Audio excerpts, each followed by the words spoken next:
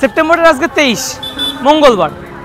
ঘড়িতে জানান দিচ্ছে সময় রাত্রি 7:30। আবারও বার হয়ে পড়েছি নতুন গন্তব্যের উদ্দেশ্যে। ধুবুলিয়া থেকে এর আগে একাধিকবার বিভিন্ন মাধ্যমে গেছি, নন এসি বাসে গেছি, এসি বাসে গেছি। এবারও তেমনই একটা এসি বাস চুজ করেছি আমরা। ধুবুলিয়া থেকে এবারে যাত্রায় আমরা বেছে নিয়েছি নিউ মা শিবানী। ধুবুলিয়া থেকে যাত্রা করে একাধিকবার এক এক রকম মাধ্যমে যাত্রা করি এবং ধুবুলিয়া থেকে একাধিকবার বাসেও গেছি, নন এসি বাসে, এসি বাসে। তবে এবার একটু ভিন্ন, এবার চলেছি নিউ মা শিবানীর যে ভারত বেঞ্চের গাড়ি, একেবারে নতুন গাড়ি, সেই বাসে করে। সব ঠিকঠাক।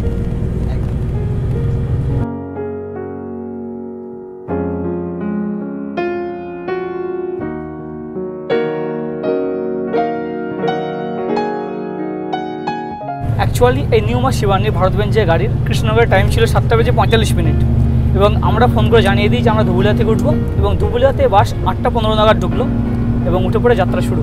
ঘড়িতে সময় 8:17। দেওয়া হচ্ছে কমপ্লিমেন্টারি জল, হাফ লিটারের লোটাস অ্যাকোয়ার জল। রাত্রি 9:51। ধুবুলিয়া থেকে যাত্রা করে আমরা সে পৌঁছে গেলাম বহরমপুর। বহরমপুরে আমাদের বাস মিনিট 15 দাঁড়াবে এবং সেই সুযোগে বাসের ভিতরের ইন্টেরিয়রটা আপনাকে একটু দেখিয়ে নিই। এই হচ্ছে পাইলট কেবিন, খুব সুন্দর লাইটের বন্দোবস্ত, সামনে এই যে স্পেস, এই হচ্ছে পাইলট কেবিন। ভারত বেঞ্চের অন্যান্য বাসের মতোই এই বাসও হচ্ছে লোয়ার ডেকার এবং আপার ডেকার। লোয়ার ডেকার 2x1 এবং আপার ডেকার 2x1। ডান দিকে হচ্ছে ডবল সিট, পুশব্যাক সিট, সবই সিট পুশব্যাক সিট এবং বাঁ দিকে সিঙ্গেল সিট এবং তার উপরে স্লিপার, বাঁ দিকে স্লিপার, এদিকে ডবল স্লিপার, এদিকে সিঙ্গেল স্লিপার। বাসের কালার, পর্দা এবং সিটের কভার সব নিয়ে বেশ সুন্দর মানিয়েছে। লোয়ার ডেকের একটা সিট আপনাকে দেখাই, এ দেখুন নিচের এই হচ্ছে পুশব্যাক সিট।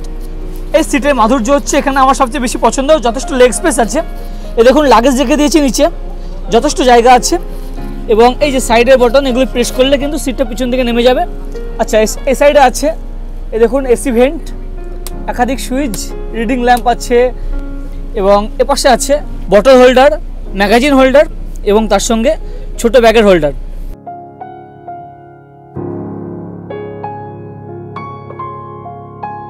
এই বাসে আরেকটি জিনিস ভালো লাগলো, রাখা আছে এরকম ডাস্টবিনের বন্দোবস্ত।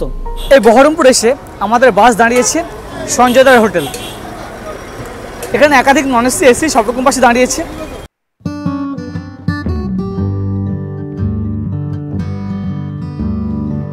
বহরমপুরের সঞ্জয়দার হোটেলে আমরা নিয়েছি রুটি তড়কা।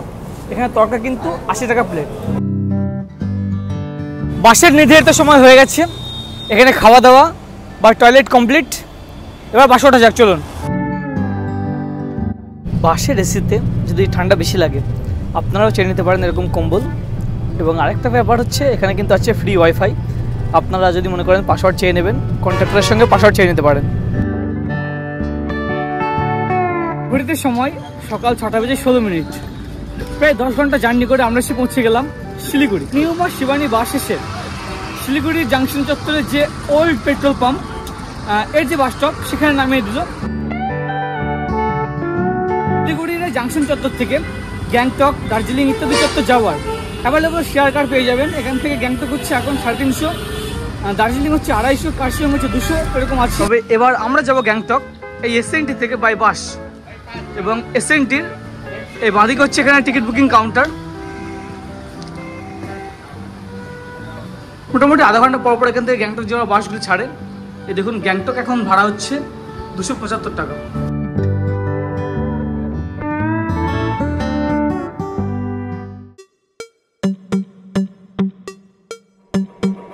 ঘড়িতে সময় সকাল 6:30। সিকিম ন্যাশনাল ট্রান্সপোর্টের যে বাস স্টপ এসএনটি, এখানে এসে দেখলাম যে গ্যাংটক যাওয়ার 6:30 বাসটি পেয়ে যাচ্ছে। সেই কারণে তড়িঘড়ি ফ্রেশ হয়ে বাসে উঠে পড়া এবং রওনা দিয়েছি ফাইনালি গ্যাংটকের উদ্দেশ্যে। প্রথমে জানিয়েছিলাম যে বাসের সামনের সিটটা দিতে হবে, তো মোটামুটিভাবে সামনে দিয়েছে এবং বাসটা ফাঁকাও যাচ্ছে। এই NH ট্রেনের যানজটকে এড়ানোর জন্য গত বছর থেকে দেখছি কাজ চলছে ফ্লাইওভারের। এই কাজ সমাপ্ত হলে কিন্তু দুর্দান্ত খবর হবে। বর্তমানে আমরা আছি মহানন্দা ওয়াইল্ড লাইফ স্যাংচুয়ারি। এই চত্বরে আসলে কিন্তু ফোনের নেটওয়ার্ক পুরো উড়ে যায়। এই স্যাংচুয়ারি পেরোনোর পরে সেবক নাগা দেশে আবার নেটওয়ার্ক ফিরে আসে।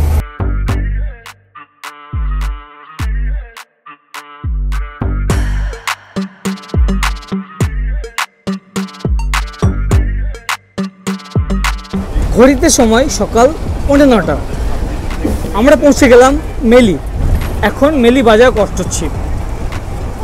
এই যে রাস্তা দেখতে পাচ্ছেন, এ কিন্তু বর্ষার সময় অনেকটাই জলের তলায় চলে গেছিলো। সেপ্টেম্বরের আজকে 24। ঘড়িতে জানান দিচ্ছে সময় সকাল 9:05। আমাদের বাস এসে দাঁড়ালো মামখোলা, কালিম্পংয়ের একটি রেস্টুরেন্টের কাছে। এখানে বাসে 20 মিনিট সময়। সকালে ব্রেকফাস্ট বা ওয়াশরুমে যাওয়া ইত্যাদির জন্য এখানে দাঁড়ানো। দার্জিলিংয়ে যাওয়ার সময় যেমন টোটালটাই খাড়ায় উঠতে হয়, গ্যাংটক কিন্তু তেমন না, মাঝে মাঝে চড়াই, মাঝে মাঝে উতরাই, এরকম ব্যাপারটা রয়েছে। এবং গ্যাংটকের রাস্তায় আছে প্রচুর ভেরিয়েশন। আর মেলি বাজার ক্রস করার পরে কিন্তু রাস্তা একটু খারাপ ছিল, টু বি অনেস্ট একটু ভয়ও লাগছিল। কালিম্পংয়ের এই মামখোলাতে আমরা যে রেস্টুরেন্টে আছি, এখানে মেনু কার্ডটি একটু দেখিয়ে নিই। এই দেখুন, মিল্কটি হচ্ছে 20 থেকে শুরু, প্লেন পরোটা আছে 2 পিসে 80, এরকম বিভিন্ন আইটেম আছে। নুডলসের মধ্যে ম্যাগি আছে 50, এগ ম্যাগি আছে 80। মেন কোর্সের মধ্যে আপনারা পেয়ে যাবেন দেখুন মাটন কারি আছে, চিকেন কষা আছে, বিভিন্ন আছে আইটেম, সবজির আইটেম আছে দেখতে পাচ্ছি। এখানে মোমো আছে, ভেজ মোমো হচ্ছে 60, ফ্রাই মোমো 80 এবং চিলি মোমো হচ্ছে 100। কালিম্পংয়ের এই রেস্টুরেন্টে বিভিন্ন রকম আইটেমের মধ্যে আমি নিয়েছি ভেজ ম্যাগি 50 টাকা। অ্যাকচুয়ালি আমি এগ ম্যাগি অর্ডার করেছিলাম, কিন্তু এটা ভেজ ম্যাগি দিয়েছে, এ হচ্ছে 50 টাকা। কোয়ান্টিটি যথেষ্ট আছে, দেখেও কিন্তু ভালো লাগছে। সন্দীপ আর আউশ নিয়েছে আলু পরোটা, এ হচ্ছে 1 প্লেটে 2 পিস থাকবে 100 টাকা। সঙ্গে একটু সবজি দিয়ে দিয়েছে, চাটনি বা ডালের মধ্যে কিছু একটা দিয়েছে।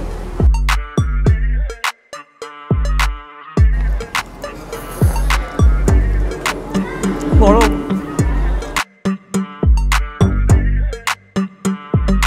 এখান থেকে রংপুর 4 কিলোমিটার এবং রংপুর থেকে গ্যাংটক মাত্র 40 কিলোমিটার। এই জায়গার প্রাকৃতিক সৌন্দর্য অপূর্ব।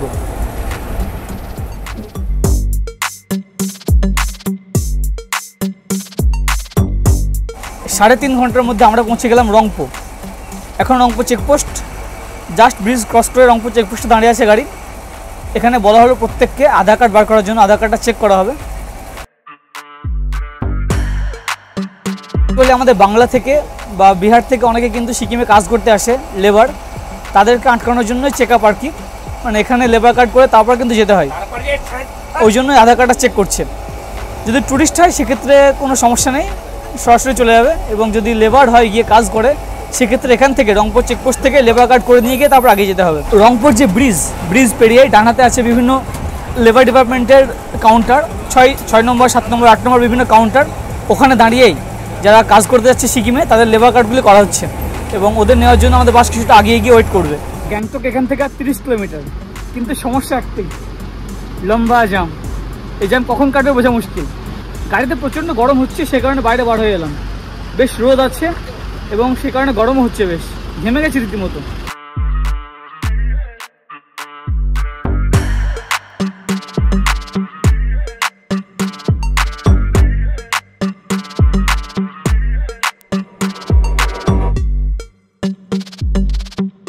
এই হচ্ছে দেউরালি।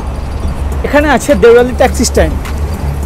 শিলিগুড়ি চত্বর থেকে শেয়ার ট্যাক্সিতে এলে এই দেউরালিতে সে নামিয়ে দেয় এবং এখান থেকে আবার শেয়ার ট্যাক্সি ধরে আগেই চলতে হয় এমজি মার্গের দিকে। তবে আমরা যেহেতু বাসে যাচ্ছি, আমাদের সুবিধা এটি, আমরা সরাসরি এমজি মার্গে গিয়ে নেমে যাব।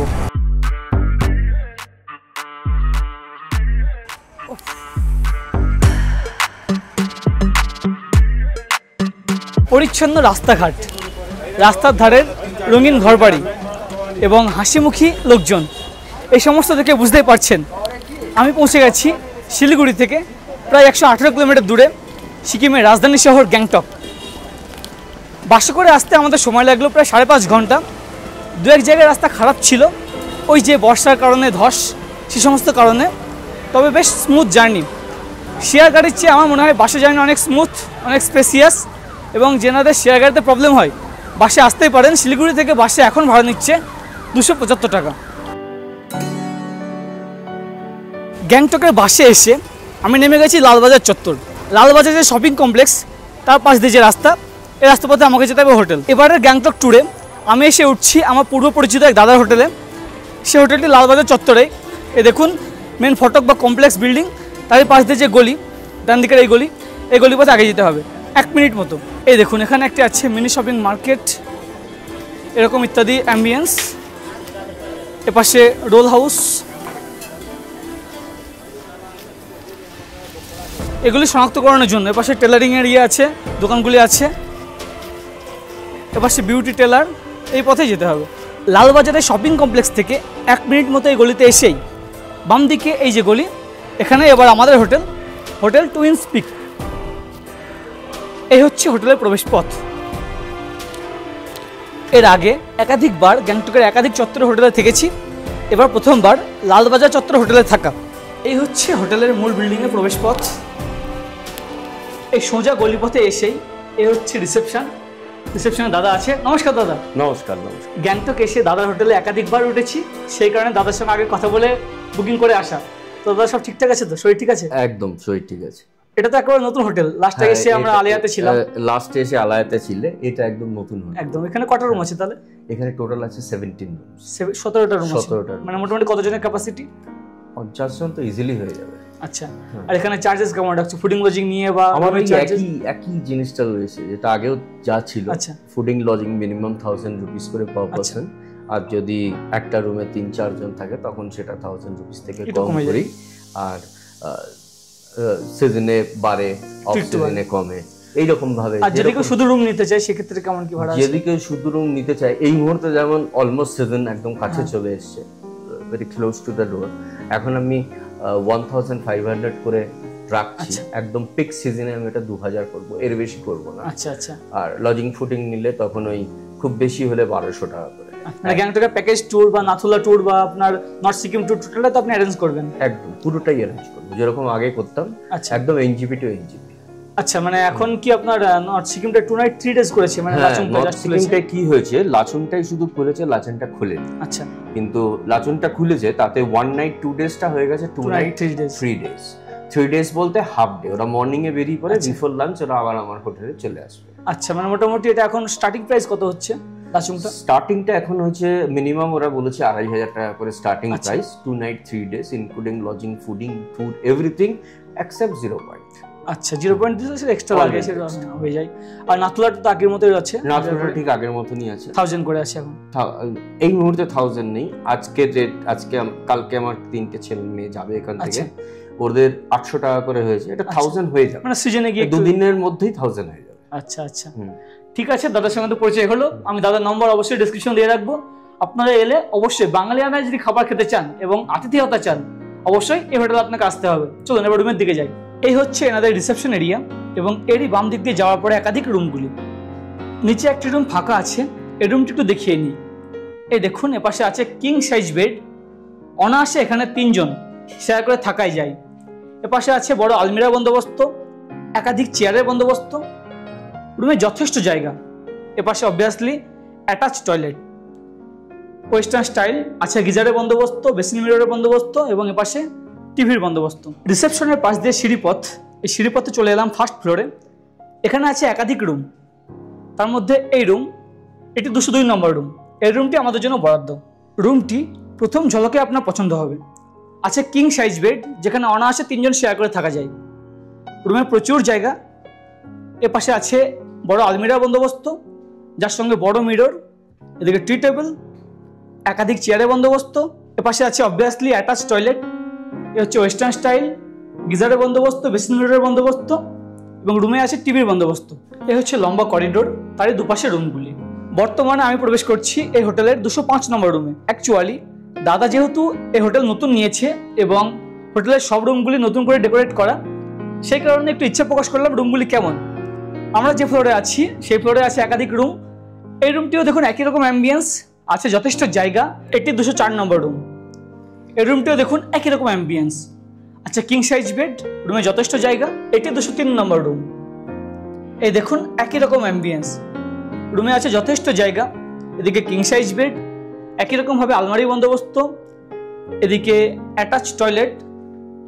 এই দেখুন যথেষ্ট বড় টয়লেট, আছে গিজারের বন্দোবস্ত, ওয়েস্টার্ন স্টাইল, বেসিন মিররের বন্দোবস্ত।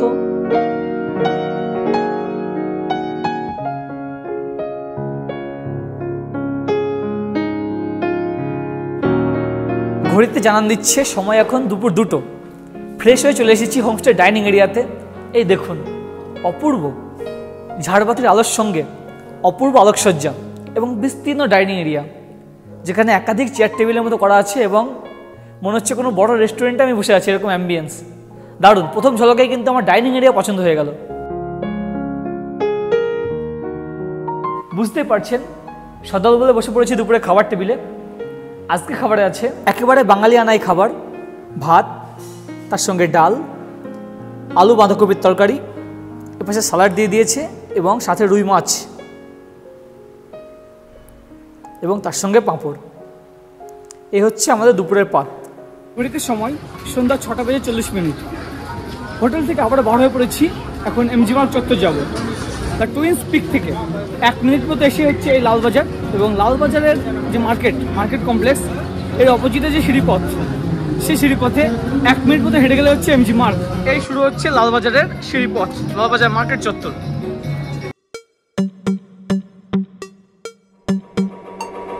অন্যান্যবার আমরা কি করি, এমজি মার্গ থেকে লালবাজার মার্কেটের দিকে নিচের দিকে আসি, তবে এবার একটু উল্টো।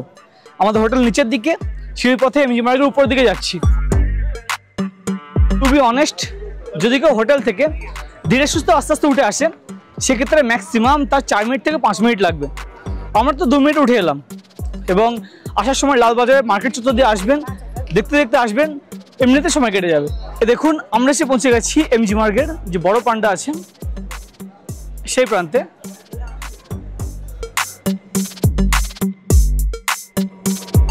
এই হচ্ছে একটি জায়গা, গ্যাংটক ঘুরতে এসে এই চত্বরে এলেই মনের সমস্ত ক্লান্তি দূর হয়ে যায়। দারুণ লাগে, মানে অপূর্ব দৃশ্য। এমজি মার্গ মানে একটা অন্য কথা, অন্যরকম। গ্যাংটক এসে কিন্তু প্রথমে ছুটে আসতে হয় এমজি মার্গ, তবে বিকালবেলা আমরা একটু রেস্ট করছিলাম, সে কারণে আসেনি, সন্ধ্যার এই পরিবেশকে দেখাবো বলে।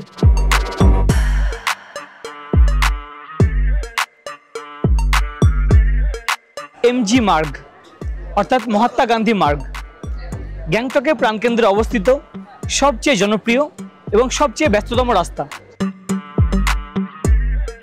চারিপাশে বিভিন্ন দোকান, ক্যাফে, রেস্টুরেন্ট এবং স্থানীয়দের আড্ডায় এই জায়গাটি পুরোপুরি জমজমাট।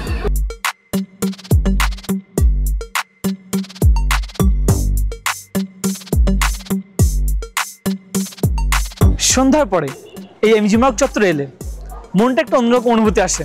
চারিদিকে লাইট সজ্জা, এখানকার যে অ্যাম্বিয়েন্স, এখানে আপনার অনেকটা সময় অতিবাহিত হবে। ঘড়িতে এখন সময় হচ্ছে 8:20। আমরা প্রায় এখানে 1 ঘন্টা অতিবাহিত করলাম এবং আস্তে আস্তে আবার হোটেল দিকে এগিয়ে যাব।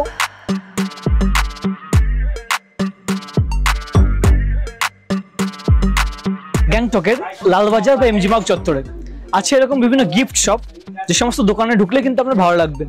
এখানকার লোকাল যে কালচার, লোকাল যে অ্যাম্বিয়েন্স, সিকিমের লোকাল কালচার, লোকাল অ্যাম্বিয়েন্স, এখানে স্থানীয় লোকজন কি জিনিসপত্র ব্যবহার করে, সে সমস্ত জিনিস দেখতে হলে কিন্তু আপনাকে বিভিন্ন যে গিফট শপগুলি আছে সেগুলোতে প্রবেশ করতে হবে। দার্জিলিং, কালিম্পং বা সিকিমের যে কোনো হোমস্টেতে গেলে আপনার চোখে পড়বে এরকম বাউল।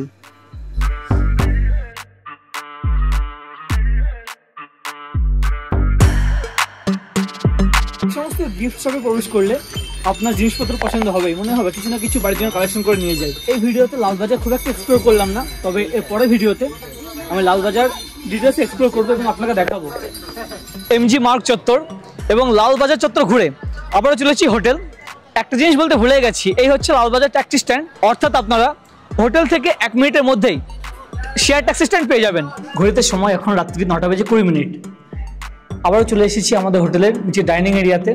এখন রাত্রে ডিনার করব। রাত্রের খাবারে আজকে আমাদের আছে ভাত, ডাল, সয়াবিন আলুর তরকারি, তার সঙ্গে ডিমের কারি। আপনারা যদি মনে করেন যে রাত্রিবেলা ভাত খাবেন না, রুটি খাবেন, সেটা কিন্তু আগেই বিকালবেলা জানিয়ে দেবেন, সেক্ষেত্রে আপনার জন্য রাত্রিবেলা রুটির বন্দোবস্ত করা হবে। তো বন্ধুরা, এই ছিল এই পর্ব। এই ভিডিওটি আপনাদের কেমন লাগলো অবশ্যই নিচে কমেন্ট করে জানাবেন। আর চ্যানেলটা এখন সাবস্ক্রাইব না করে থাকলে আজই সাবস্ক্রাইব করুন। সাথে থাকুন, দেখতে থাকুন। এর পরে পর্বে আমরা গ্যাংটকের একাধিক স্থান ঘুরে দেখব এবং আপনাদের দেখাবো। আজ তবে এ পর্যন্তই, অনেক অনেক ধন্যবাদ।